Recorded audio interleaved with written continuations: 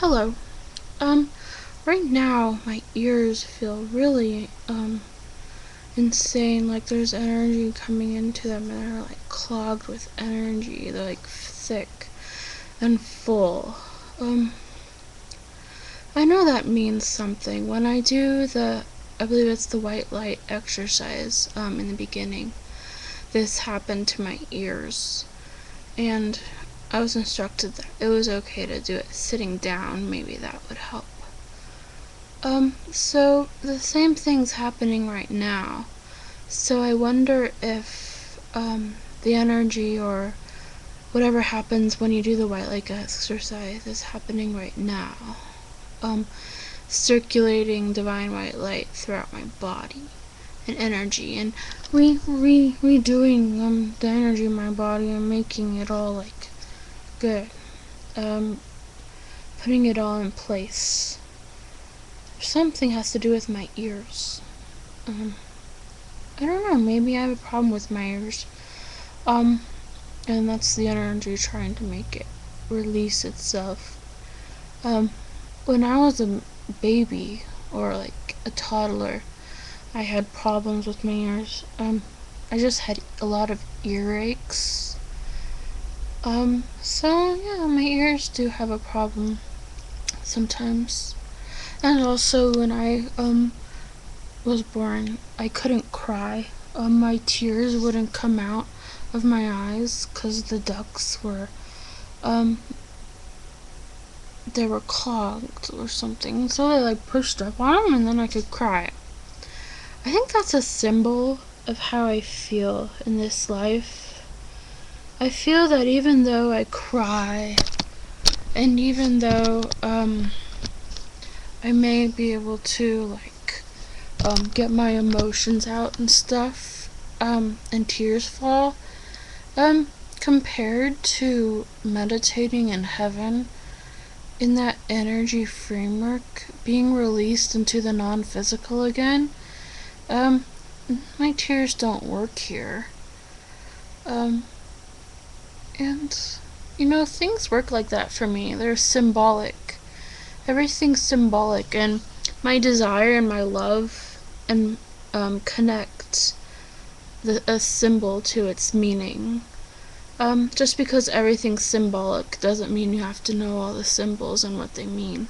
You're naturally drawn to what symbols mean a lot to you and will help you the most.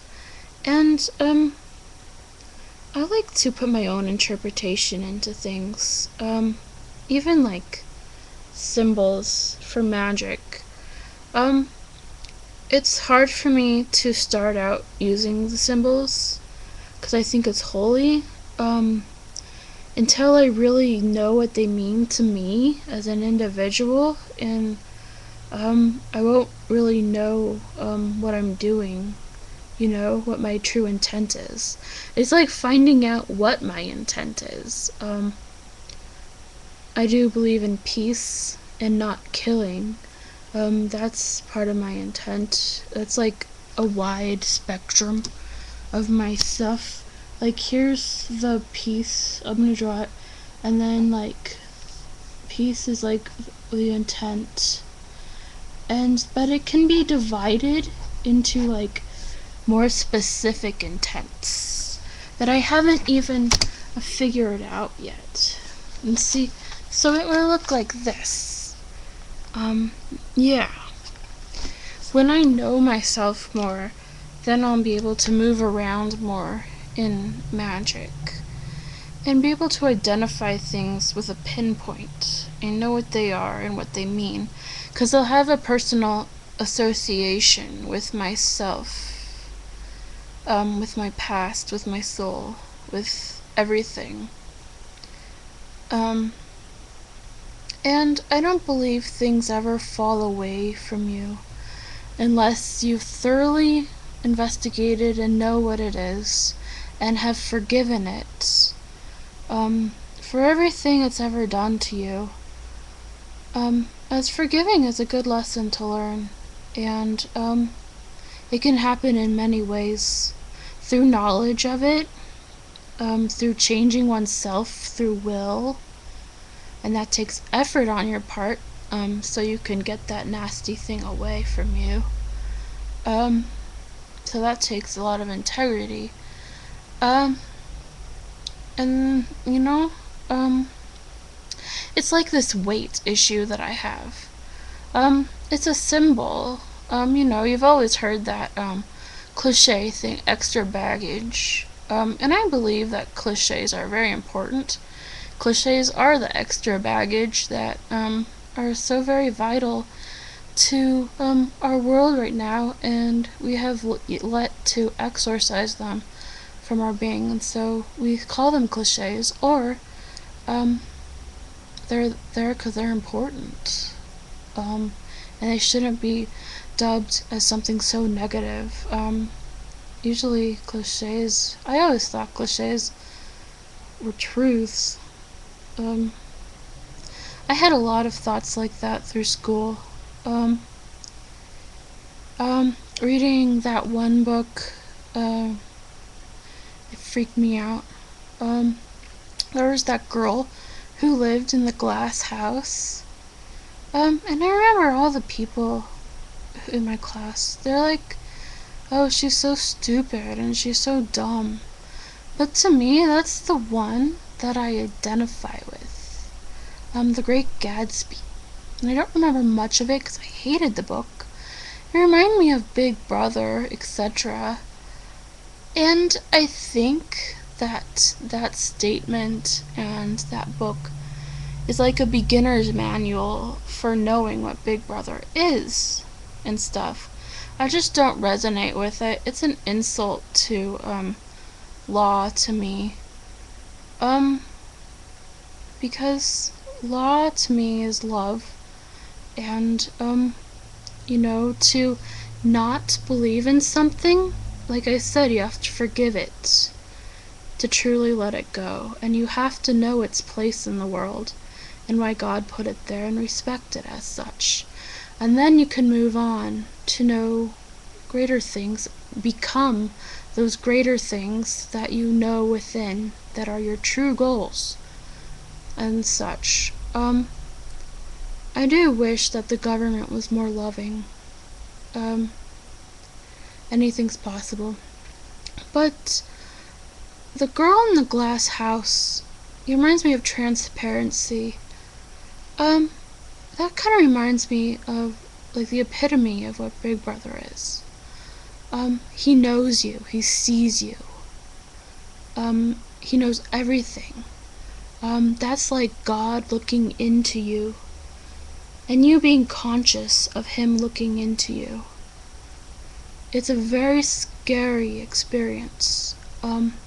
If you've read 1984, I know some people who, like, go schizo or something and crazy, and they fear that book.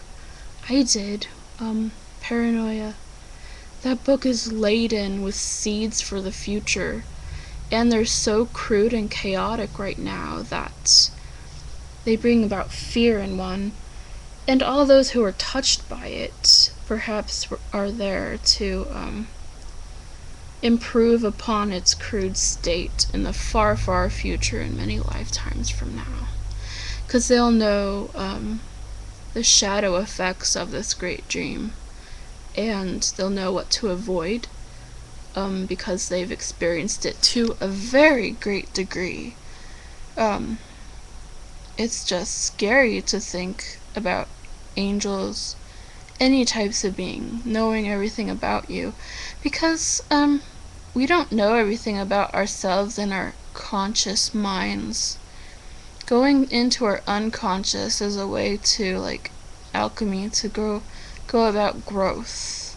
And to do that, you have to be brave sometimes. I know that was ways of growth in the 60s. There were some schools that did stuff like that through acid, and, people got in trouble. I guess some people probably liked it.